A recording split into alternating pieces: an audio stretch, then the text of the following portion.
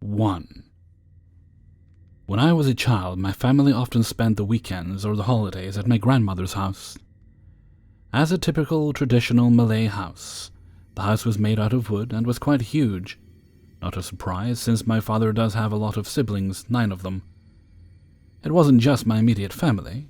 Most weekends and holidays, my uncles and aunt would be there, visiting along with their family. Sometimes there will be around 50 to 70 of us inside the house. It was truly one of my fondest memories, where the entire huge family will sit together to have dinner or celebrate birthdays. One day, my grandmother fell sick.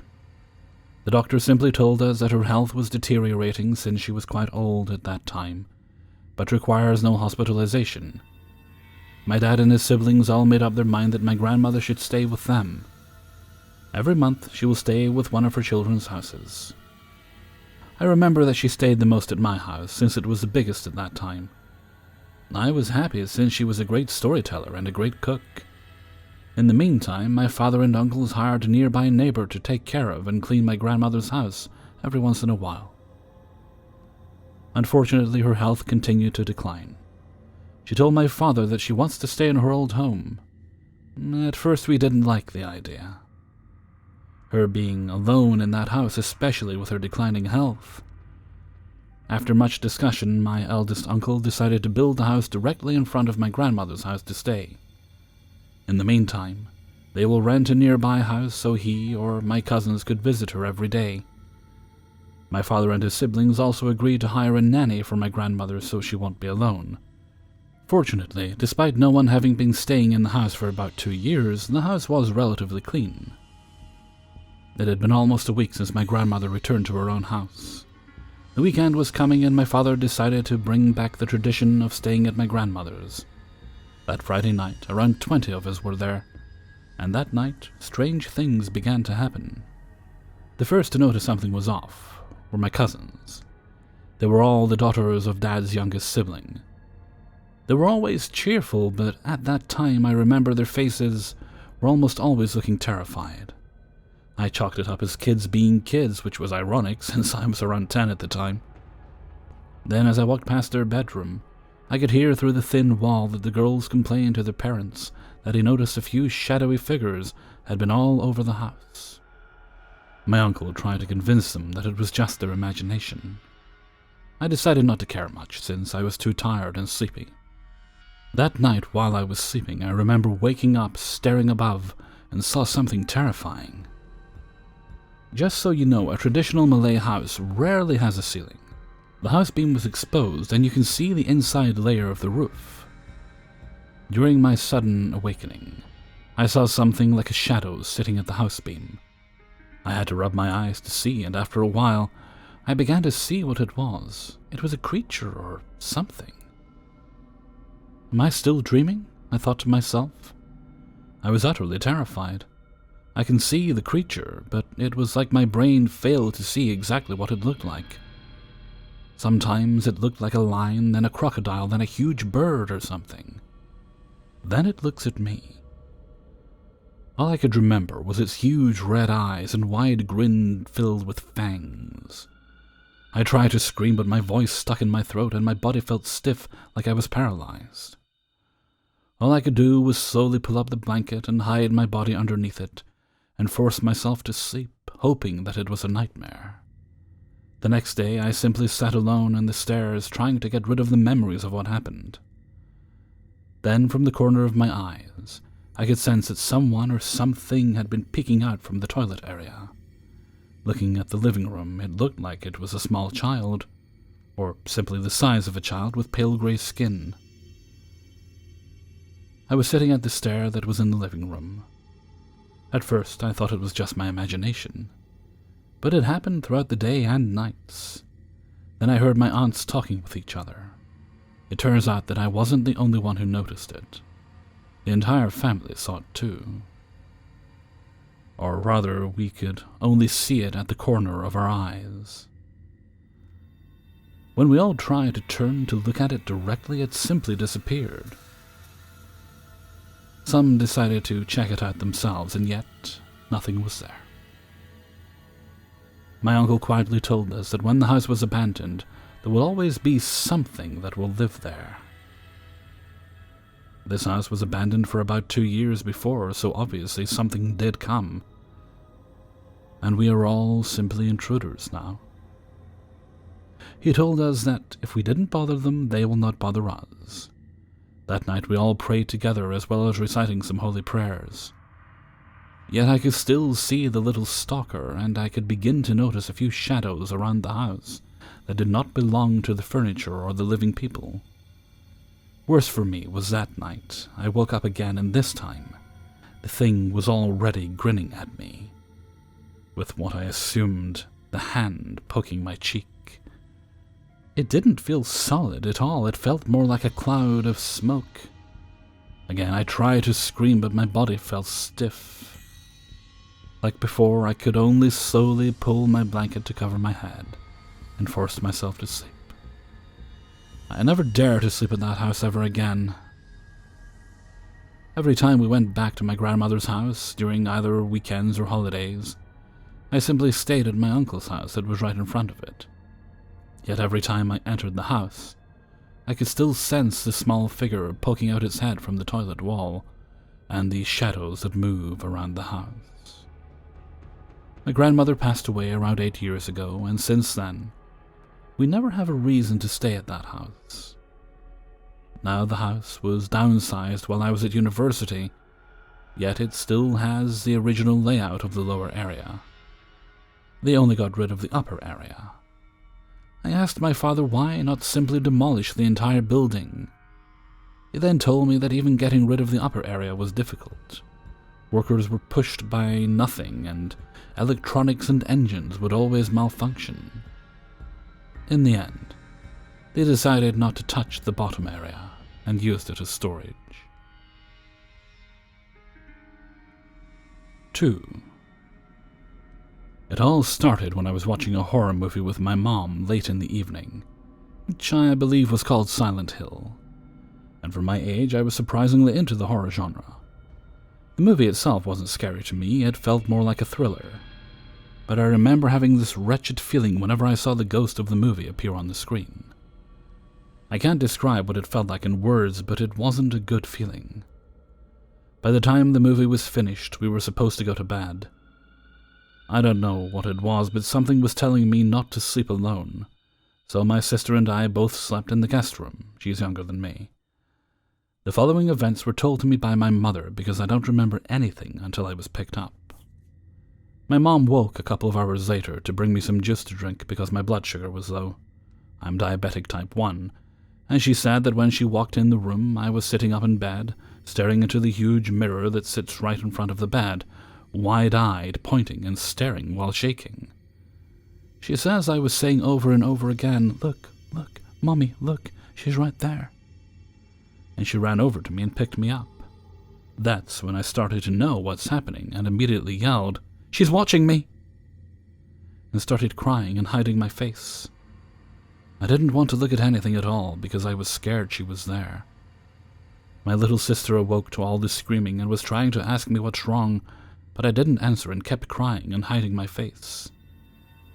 My mom brought me to her bedroom. She was freaked out herself because I couldn't tell her what was happening, even if I wanted to. I was in such shock that I couldn't speak.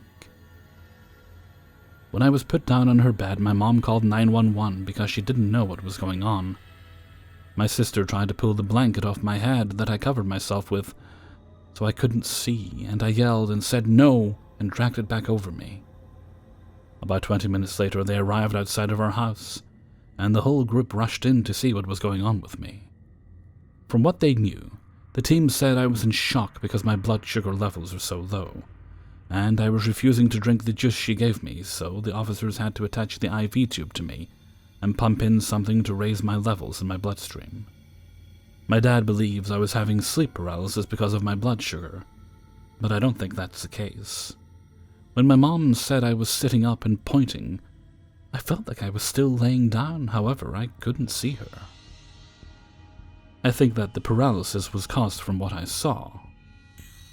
And now that I think back to this, it all makes sense because I saw it in the mirror. which is known as the portal to all spirits. As a question, any thoughts on what happened? 3. I don't even know where to begin, but my roommate and I are being haunted. It all started when we first moved into our apartment. I was doing laundry and at this point had done multiple loads since moving in. When putting out the laundry from the washer, I heard a clink at the bottom. At the bottom was a small pendant of the Virgin Mary.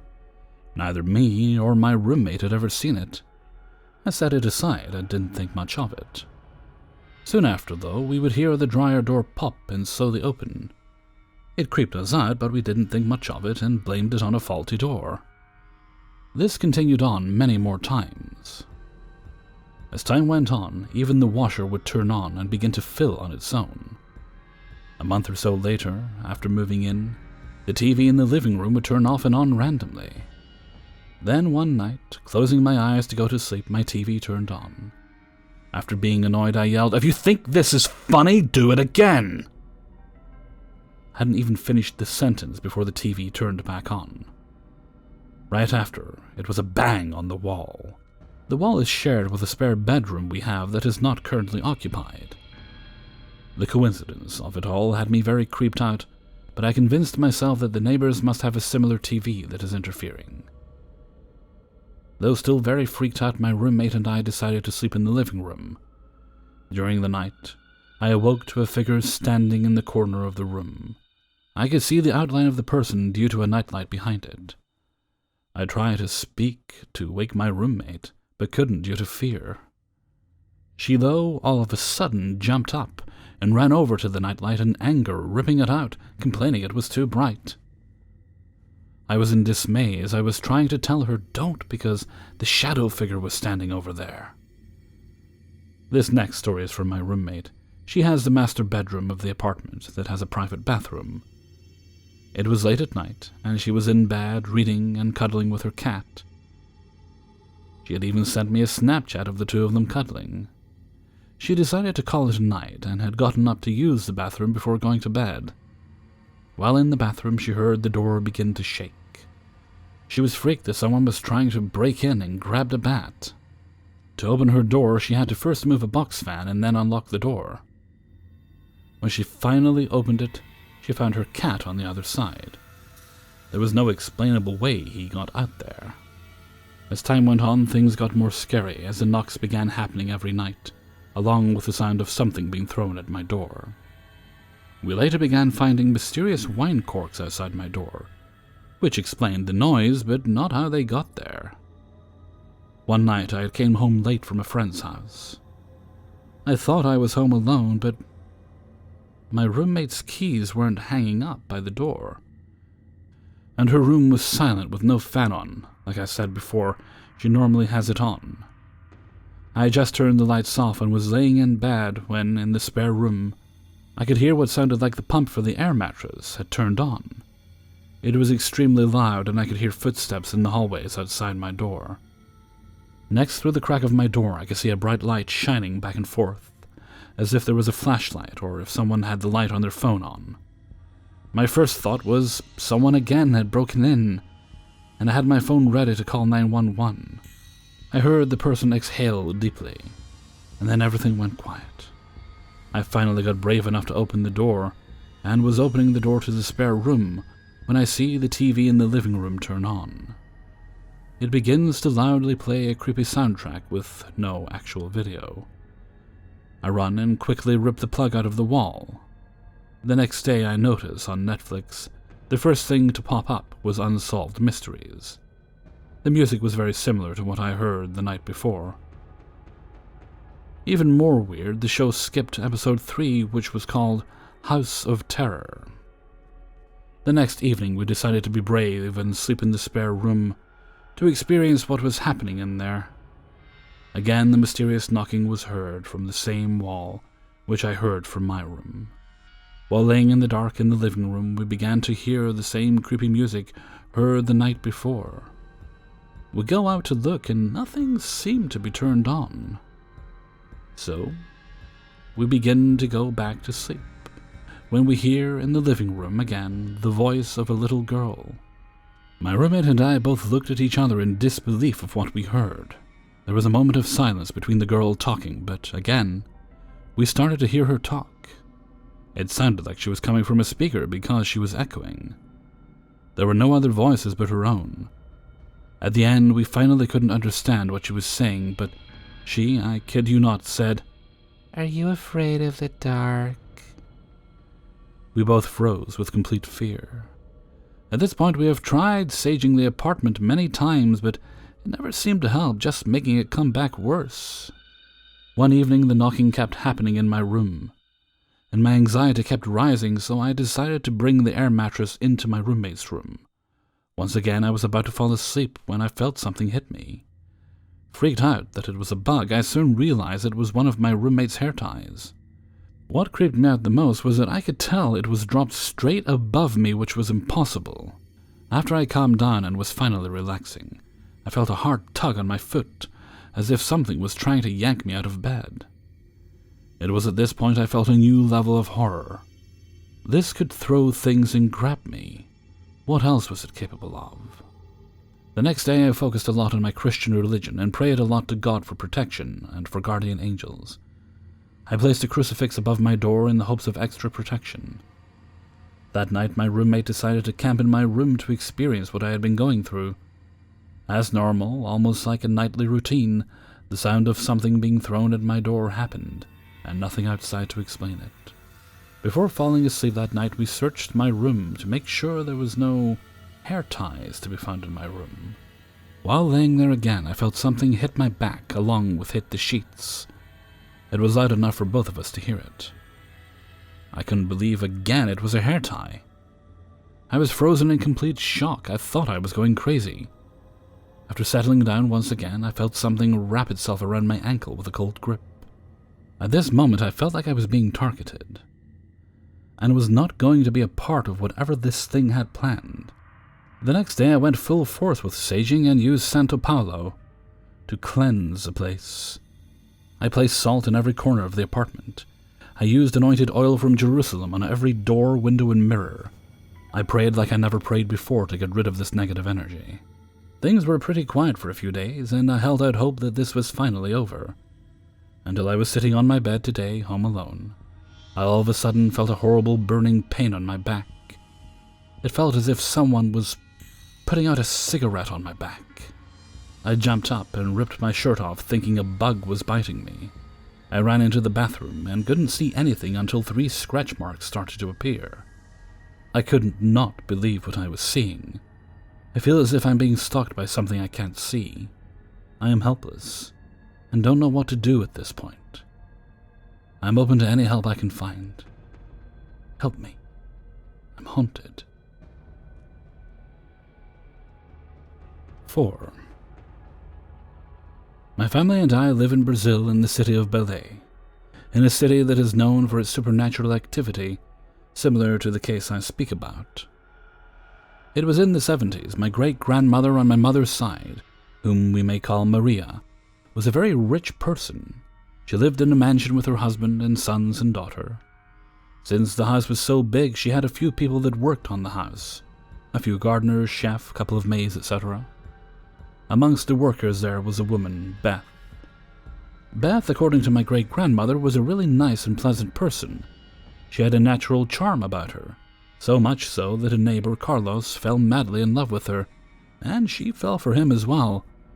Carlos's mother found out about their relationship and severely disapproved of it. She was terribly bigoted and racist to boot. As Carlos and Beth's relationship solidified more and more, their engagement became official. Carlos's mother concocted a terrible plan, hell-bent on ending said relationship. She invited Beth for a tea. Both had a long conversation. It turned out that Carlos's mother told a terrible lie to Beth. She told her that Carlos had been unfaithful and had never intended to marry her. She relayed the content of the conversation to my great-grandmother as soon as it ended. Beth, driven by intense grief and anguish at the perceived betrayal, put on her wedding gown, walked to the laundry area of my great-grandmother's house, a nice outdoor area of the house, doused herself in kerosene, and lit a match on her dress. Safe to say no one knew what was happening until her blood-curdling screams started. Every single person in the house ran to help put the fire out and call 911, attempting to save Beth's life. They managed to put out the fire, but Beth's entire body was burned in the process. Pieces of fabric were melted on her skin due to the intense heat. She was in unimaginable pain. The ambulance arrived as she blacked out. My great-grandmother was in intense shock from seeing a friend commit such a horrible action against herself. She was not able to accompany Beth to the hospital, so she stayed at home, anxiously waiting for news on Beth's condition. Getting tired of standing by the phone, she excused herself to her bathroom to take a shower. As she was on her stairs to go up to her personal bathroom, she started hearing blood-curdling screams, terrible, anguishing screams. Calling out her name, according to her, it came from nowhere and everywhere at the same time. My great-grandmother stood frozen in intense shock and fear, not knowing whether she should run or cower in the face of such horrific sounds. Once a few terrifying minutes went by, she started screaming for it to stop, while she clutched her head, but the screaming would not stop. Not until she unexplainably screamed, "Please, Beth, stop!" As soon as those words came out of her mouth, the scream stopped. She remained frozen, sitting in abject terror on the stairs, until she heard her telephone ringing. She ran to the phone and picked it up. It was her husband, my great-grandfather, calling from the hospital. He called to regretfully tell my great-grandmother that Beth had just passed away from her injuries. My great-grandmother had a mental breakdown due to the stress of everything that had happened, and had to move out of her house for a long time to try healing her psyche from such terrible events. Fast forward decades later, 2003. I was a child, 8 years old at the time. My sister was 6 years old. My family still lived and still lives in the same house that the terrible event happened. We were playing in our pool with my mother.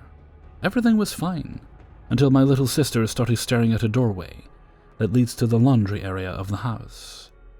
She kept staring at it for a few minutes, until my mother noticed and grew concerned.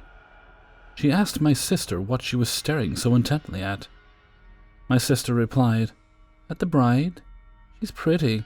She's smiling at me." My mother turned white as chalk and grabbed us and ran toward our section of the house. Later I asked her why she was acting so strange, and she told me the story I just told you. 5. So to start with, a small background to my story. I'd like to say that my mother's side of the family, especially her and my grandmother, have experienced a lot of paranormal experiences during their lives. Some small ones that are probably explainable by logical things, and some very scary. Almost unbelievable ones that I wouldn't believe if they didn't come directly from them. So since I was a kid, I always had a passion for paranormal things. I would always ask family members to tell me stories about frightening things they've experienced.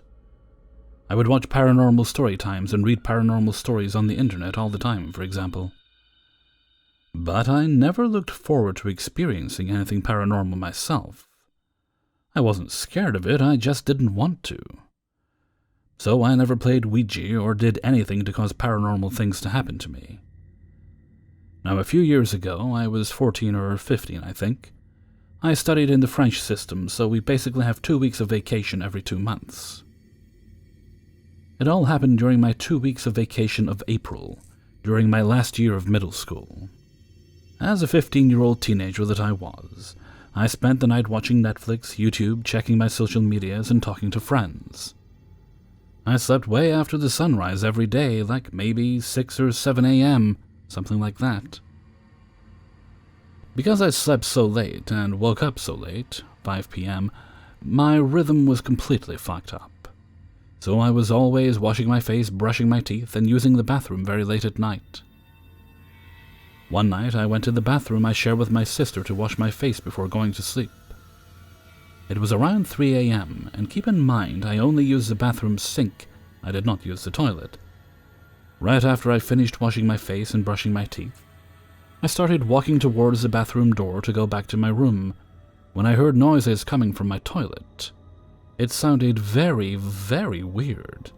just like multiple children whispering at the same time. But I wasn't scared yet. I thought I was imagining it, and that the noise was just a problem with the pipe. So I moved closer to the toilet, and moved my ear to the back of the toilet where the piping is, only to hear the same thing but louder. I can swear to you what I heard in the pipes of my toilet at 3 a.m. Voices of multiple children chatting together quietly and indistinctively. I didn't hear any words, just a quiet hubbub. I'm Muslim, so after experiencing that, I just went back to my room and read the Quran before falling to sleep. I don't know why, but I wasn't very scared. Later that day, I told my mom and my sister what happened, and they just told me I was paranoid, and that it was just water running down or a problem with the pipes. But I knew and still know what I heard. 2 days later, I was taking a shower in the same bathroom. At this point, I've completely forgotten about what had happened. At around midnight, I think. When I got out of the shower, I looked at myself in the mirror and saw many little red scratches all around my torso and my breasts. They didn't hurt at all, but they were very noticeable. And I, at the time, didn't have nails long enough to scratch myself that much without noticing it. I even tried to scratch myself to see what it would look like, and it did not look like the scratches I had. And it wasn't caused by hot water, because since I've been a kid, my grandmother always told me not to use hot water at night, Muslim beliefs. So when I showered at night, I showered with room temperature water. Of course, it scared the shit out of me, and I rushed to my mom to tell her what had just happened. She reassured me by telling me there must be a logical explanation. But deep down I think she was scared too, because she told me to pray, to stop using the bathroom and especially water late at night. So I put Quran in my room before going to sleep. At this point I was horrified, and I used the guest bathroom instead of mine. But I never went there late at night. It lasted a week or so, then I started to use my bathroom again. Nothing happened for a few days until one night. It was 9 or 10 p.m., not very late, and I was in my bathroom washing my face, brushing my teeth, etc. The usual night routine. Now, as I already said, I share that bathroom with my sister, who has not experienced anything weird in it so far. And that night she knocked on the bathroom door because she wanted to use it. I told her I was almost done and that she'll have to wait. A few minutes later, I heard a laugh behind the bathroom door. It was kind of a creepy, evilish laugh, and I asked of my sister through the door, why was she laughing? She did not answer, so I asked again, and she still didn't respond. I then slammed the door open, and there was no one there. I went to the living room, only to find my sister talking with my mother, with the TV turned off. I started shouting at my sister, telling her that she wasn't funny, that she knew I was scared of that bathroom, and that her prank was just dumb and mean. I really thought she was pranking me. She did not even understand what I was talking about, and the same for my mom, so I explained to them what just happened, and they both swore it wasn't them. They looked scared, and until this day there's no logical explanation for that laugh. My phone was in my bedroom, and there wasn't any video playing on it. Even if it did, I couldn't hear it from the bathroom. The living room TV was turned off, and my mom and sister were talking and not laughing. And once again, I wouldn't have heard the laugh if it came from the living room. As I said, this happened a few years ago, and since that time nothing else has happened in that bathroom, except 3 days ago. And this is what made me want to post about my story. My sister wanted to take a shower late at night, midnight, and when she entered the bathroom, she saw a cat in it, growling at nothing. My sister told me about it, went back to her room, and waited for the next morning to shower. Thank you for listening. Hey everybody, Hellfreezer here, and thank you very much for listening to 5 True Paranormal Stories, episode 197. And thank you very much to everybody who allowed me to use their stories in this video. Let's just check. Are there any shoutouts for this video? There we go. Nope, no shoutouts for this video. Okay, that's fine. Where are we now? This goes up on Friday, yes? Oh good, as I'm streaming these as I record, and OBS is being kind of a dick and disconnecting and reconnecting. How lovely. Yes, well done. Right, so this Saturday we'll probably have a gaming stream of some kind. Maybe the same people joining me that did last week. Maybe other people. We'll see who's around. But you'll probably get me at least. And with that, I'm gonna head off for now. So until next time, thank you very much for listening, and take very good care of yourselves.